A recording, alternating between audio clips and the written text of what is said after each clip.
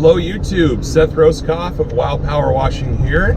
It is Monday, May 17th, 9:04 a.m. And I don't know if you can tell or not, but it is kind of dark, it's cloudy, it's rainy, and yeah, you might be asking, can you still do your job in the rain? The answer is partially yes. So I can still power wash in the rain, no big deal, but I obviously can't apply any stain or preservative to a deck. So there's other things that I can do and focus on when it's raining. One of those is house washes, concrete washes, things like that. Things like that that don't require any type of stain or preservative. So on my Facebook page right now, I'm currently running an offer for this week only.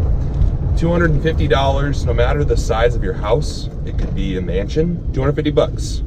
I will wash your house from top to bottom. That includes the siding, the windows, the doors, to remove that mildew, mold, dirt.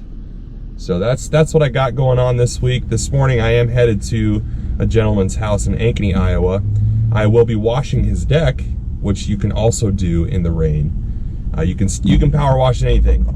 As long as it's not lightning out. That's just too risky, honestly. But I'm washing a gentleman's deck and just the north side of his house in Ankeny.